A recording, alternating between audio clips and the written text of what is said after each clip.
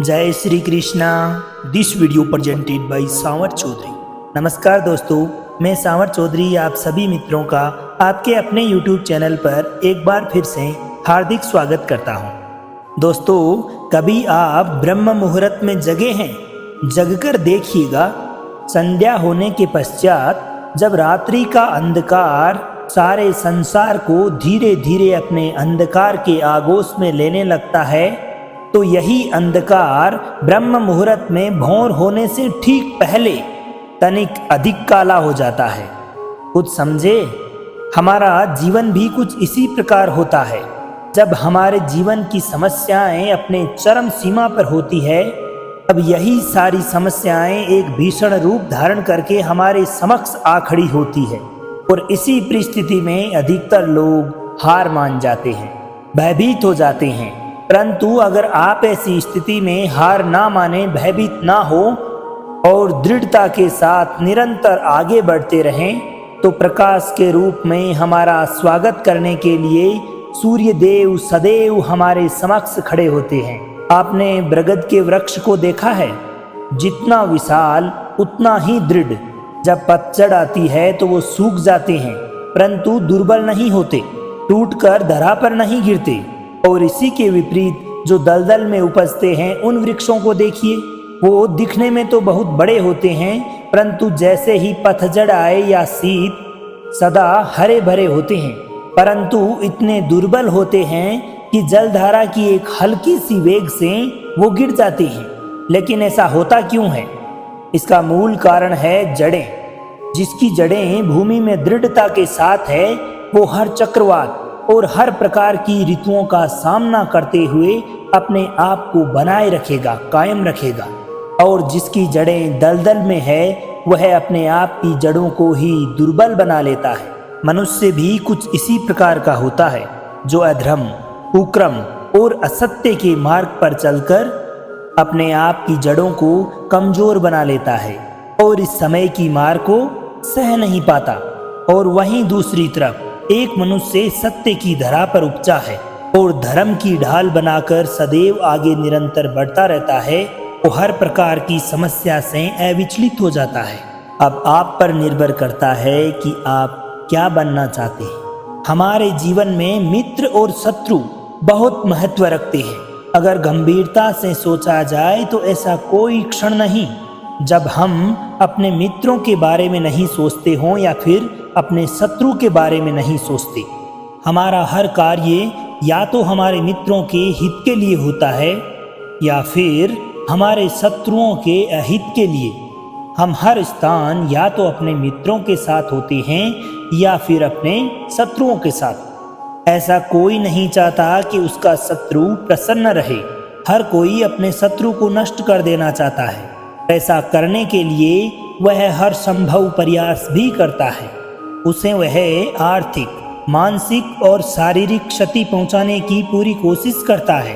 परंतु यदि मैं आज आपको ऐसा मंत्र बताऊं जिसे आप अपने शत्रु को हमेशा हमेशा के लिए नष्ट कर दें, तो और वो मंत्र है मित्रता, मित्र बनाना। आप अपने सभी शत्रुओं को अपना मित्र बना लीजिए, तो आपके सारे शत्रु स्वतः ही समाप्त हो जाएंगे। पता मैं क्या कर रहा हूँ? मैं दिए प्रज्वलित कर रहा हूँ ताकि अंधकार को मिटा सकूं। अब आप कहेंगे कि इसमें कौन सी बड़ी बात है ना? परंतु इसमें सबसे महत्वपूर्ण बात जो हमें समझने के लिए है, वो ये है कि मैं क्या नहीं कर रहा हूँ और मैं अंधकार नहीं कर रहा हूँ। अंधकार को मिटाने के लिए प्रकाश का स्तर तो उठाना ही होता है। बुराई को बुराई से नहीं, अच्छाई से जीता जाता है। अन्याय को अन्याय से नहीं, बल्कि न्याय से जीता जाता है। क्रोध से जीतने के लिए क्रोध का नहीं, बल्कि क्षमा का सहारा लेना पड़ता है। ठीक उसी प्रकार एक लोहा लोहे को काटता है, परंतु एक ठंडा लोहा ही गर्म लोहे को काट सकता है। इसलिए यदि आपको अपने जीवन में विजय हासिल करनी है, तो अपने अस्त्रों को, अपने शस्त्रों को सोच समझ कर उठाइए, क्योंकि एक अनुचित सोच आपके आने वाले परिणाम पर भारी प्रभाव डाल सकती है।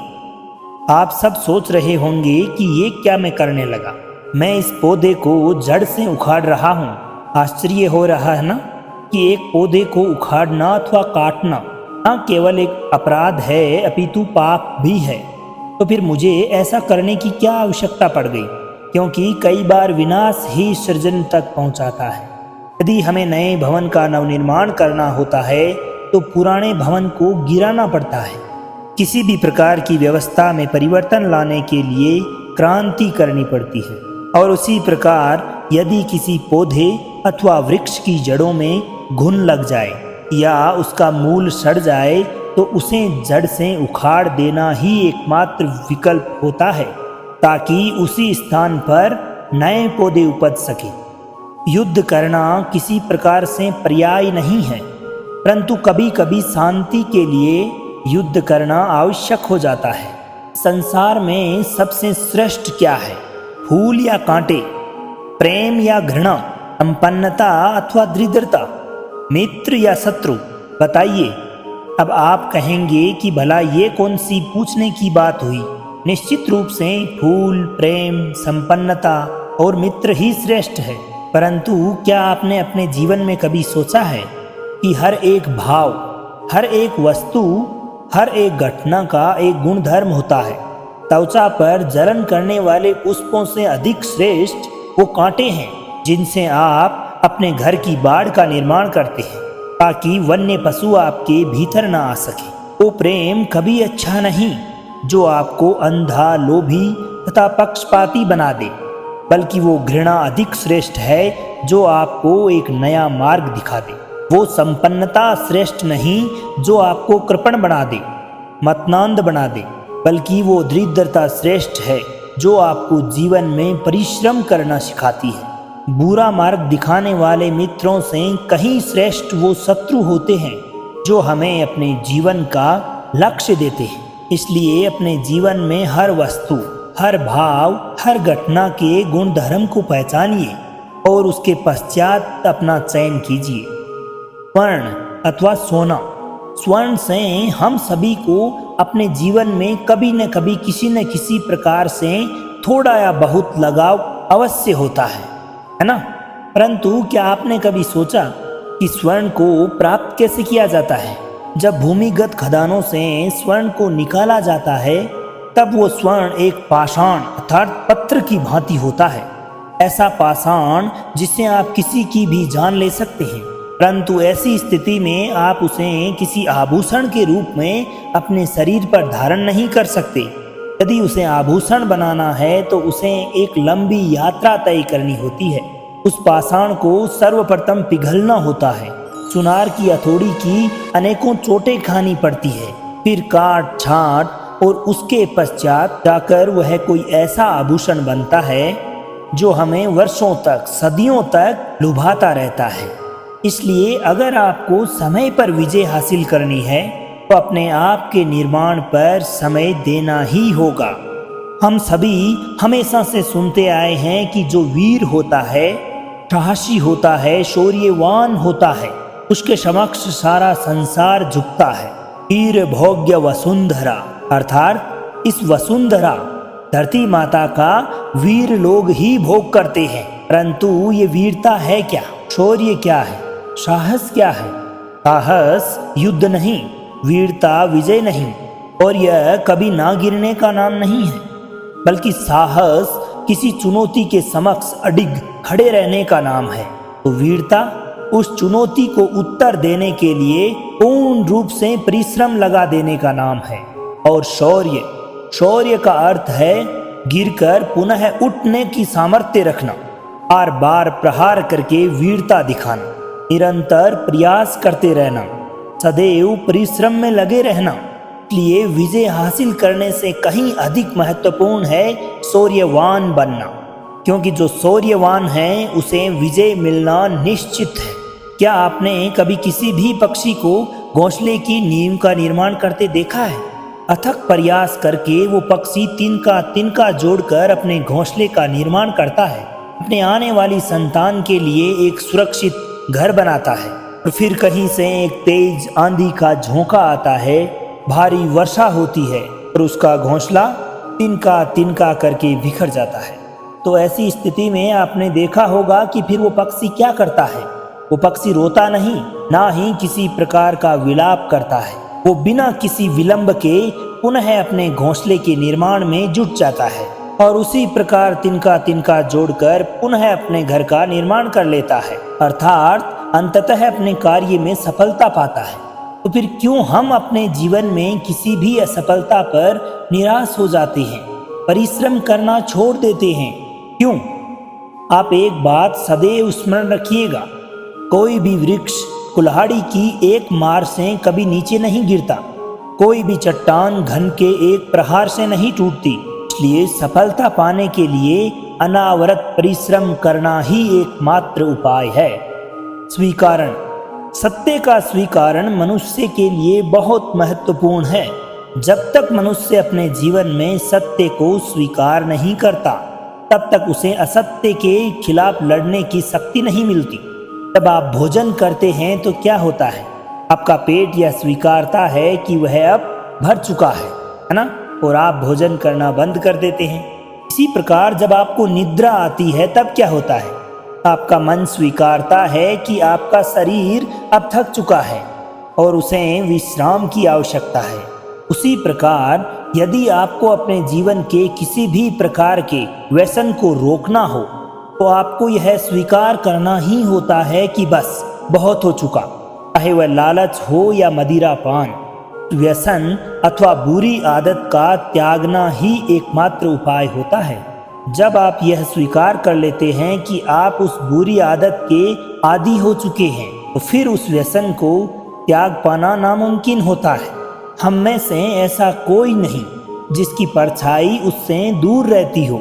हमारी परछाई सदैव हमारे साथ रहती है।